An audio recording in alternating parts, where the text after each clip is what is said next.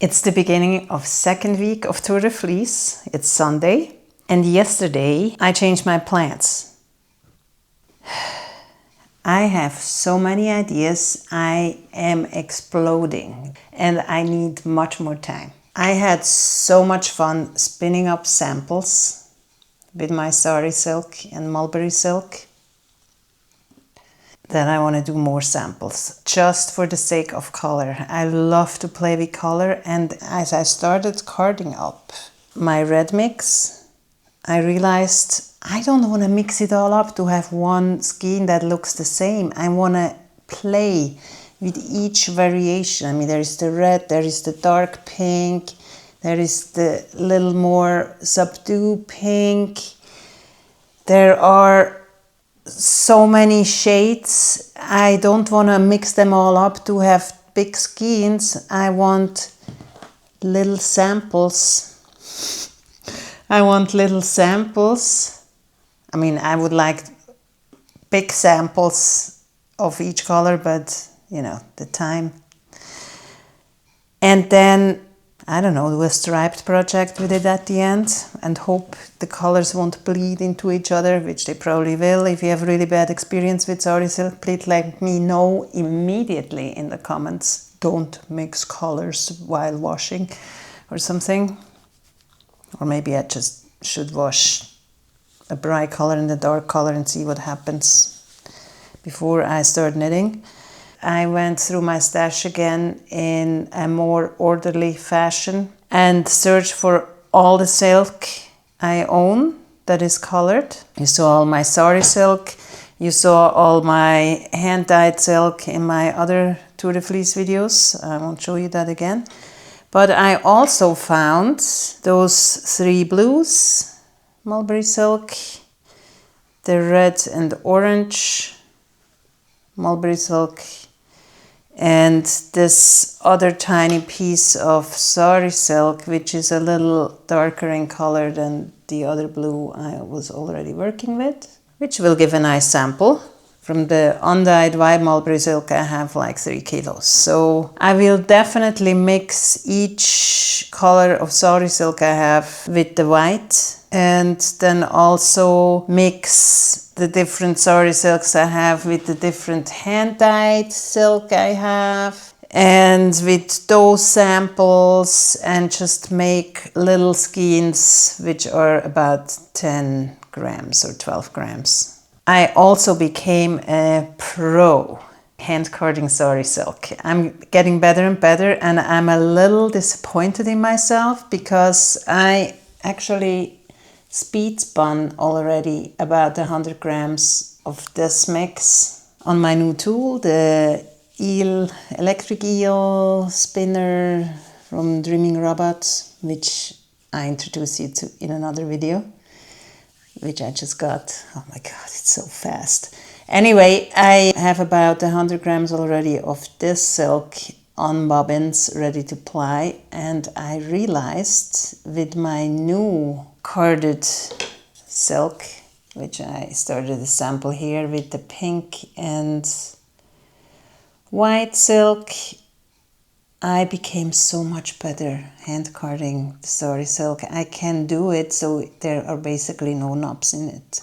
Now it's all smooth spinning. And I started a sample here with the red. And it's just so smooth. So, however, I will have from this a lot, and from the rest just little samples.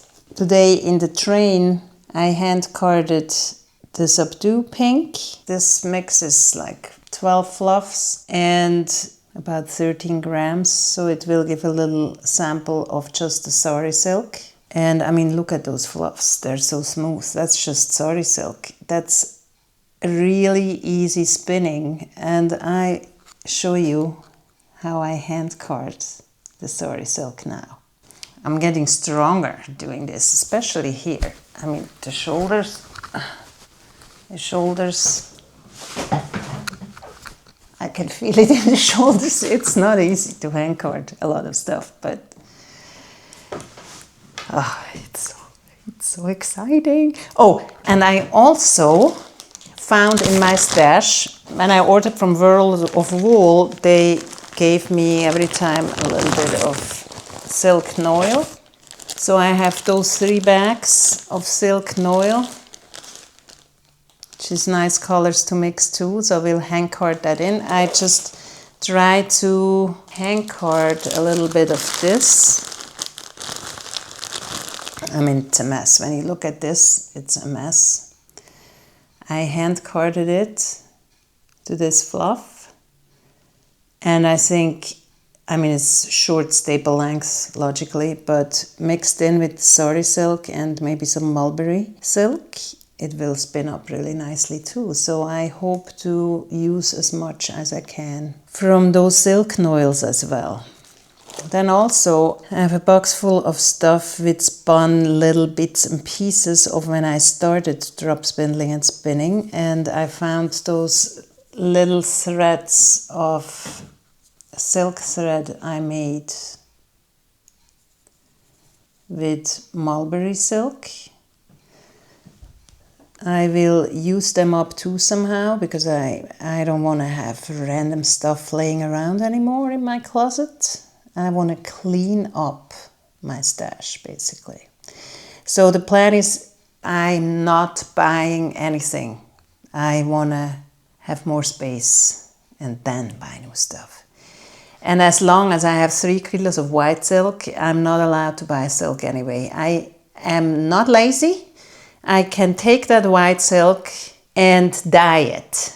But I won't do that during TourDeFleece. I want to really focus on spinning up those samples, mix it up with the white silk, and then later mix up more Sari silk with dyed silk, or use this other silk I will dye with alpaca. I have tons of alpaca too, but I'm leaving out alpaca and sheep wool and all the other goodness for now. This during TourDeFleece, I'm focusing on the silk, except of the speed spinning I had to do with my new tool, which is another video. Yeah. It will be so nice to see all the colors at the end laid on the table. It's like a box full of crayons or something.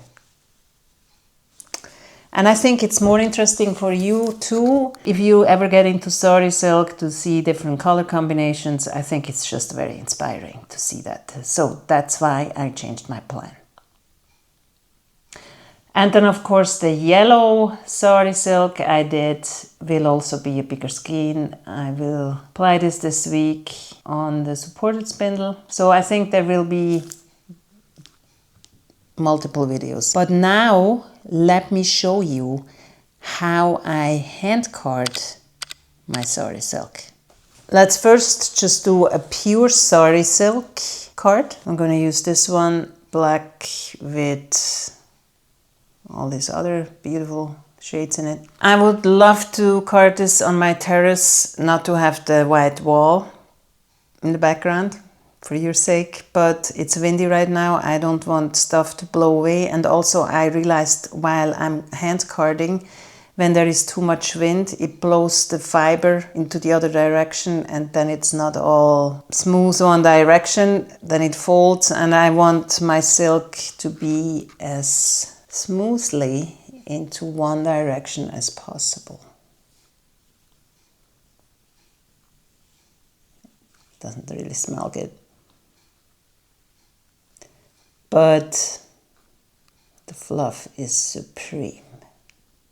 I'm using my cotton hand carder here with 190p PSI, and for the Sari silk, I just already, when I put it on the carder, I try to put it down into the pins as much as I can, and don't load it up very much. Just do one row like this.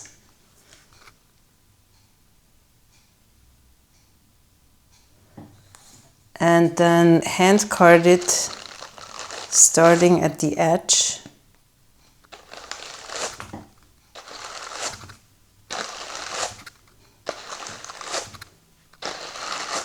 in a motion that's a little round, and make sure, see, if I would be outside, the wind would come and bend those ends in again. So I want them all to stick up straight.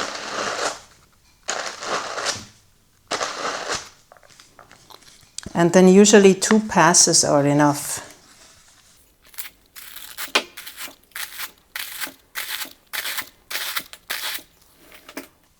Here is still a little bit of a clump. Could pass it again one more time. Sometimes 2 are enough, sometimes I do it 3 times.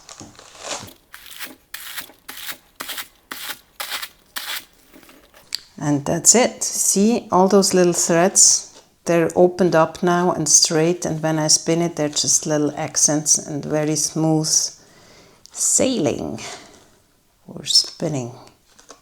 Then I have those fluffs. I roll them up like this. Then I do 12 of those fluffs, which will be around 10 or 12 grams, and give me a nice sample if I do it 3-ply, which I will, because I love the look of 3-ply. I just have this little tiny piece of that bright green. I think I could mix it up with this green, but in my mind it calls out for pink. So I think I'm gonna mix it up with this pink. And since that's not quite enough, I'm gonna add some of my hand-dyed green mulberry silk. It's gonna be nice. Or should I use the darker pink?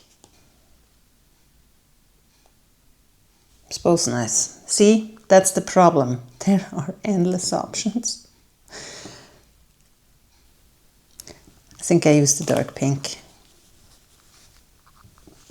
Yes.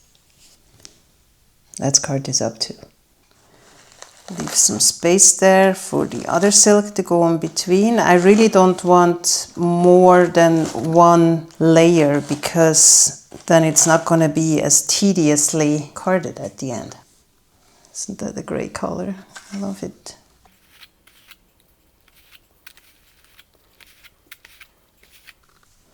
Not too much, because I need 12 fluffs from that. And then add in a little bit of my other green just to make up for the green material. Maybe add a tiny bit more Sari silk here. And then do the same thing. Make sure they don't bend backwards. Otherwise, also, like if the fiber is folded, that causes clumps too.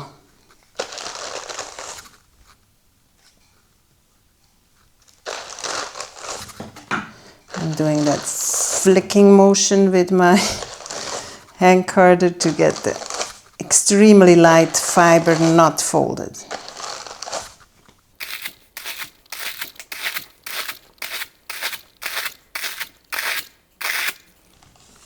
Doing that one more time.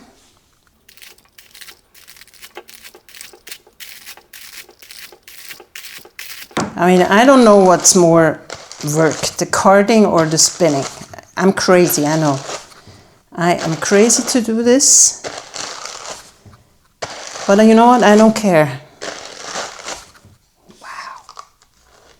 Oh my God, I can't wait to spin up that sample.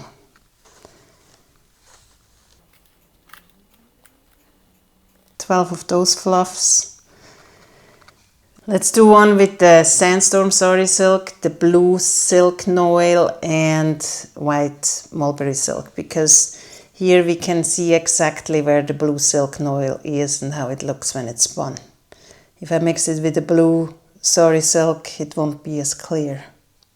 I also realized that the Sandstorm Sari silk is actually a little more slubby than some other Sari silk. All those Sari silk mixes, they don't behave the same way. They all a little different. All right, the blue silk noil. I hand carded this one already.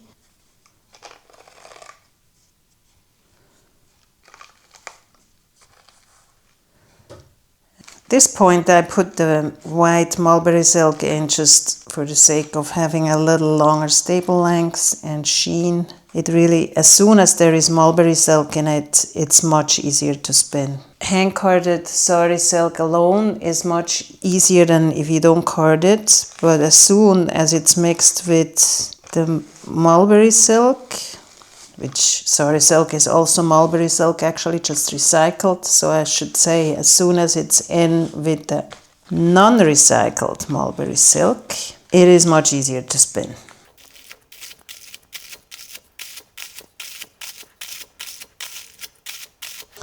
As I was hand carding earlier in the train, all the pink silk I just showed you, there was an old couple across from my seat that started talking to me and watching me very carefully what I did. And we started talking about spinning, knitting and fiber, and the guy said there is a valley in Switzerland in the mountains. There is every September they have a fest where they process flax the traditional way, the old way. And I will definitely make a video out of that. In September I will be there. I want to see that. I also want to, if it's possible, buy some flax, spin some flax. I've never done that. It's going to be nice. Just for a heads up, check back in September if you want to see traditional flax processing. Okay.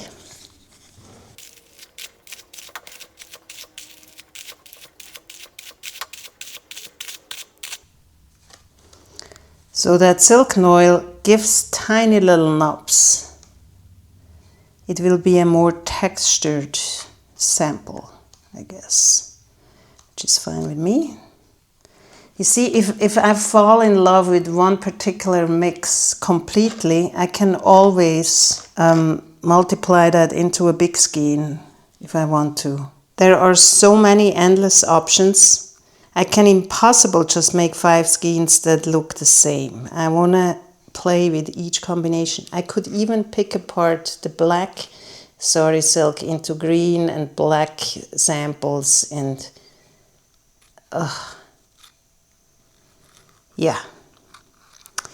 I love my new plan. I came up here to tell you a really fun story also in the train. That older guy told me a nursery rhyme from that valley he grew up in. It goes: ein Spinnrad und eine gescheckerte Kuh gibt mir der Ätti, wenn ich heiraten tue. I thought it was the cutest thing. It means a spinning wheel and a spotted cow. That's what my father gives me when I get married. Isn't that so vintage? I think I would rather have a spinning wheel and a musk ox. Musk ox produces the warmest fiber in the whole world. I would love to have musk ox and a spinning wheel. Be totally happy. I would even marry to get a spinning wheel and a musk ox. Maybe a guy that takes care of the musk ox and shears it so I can spin.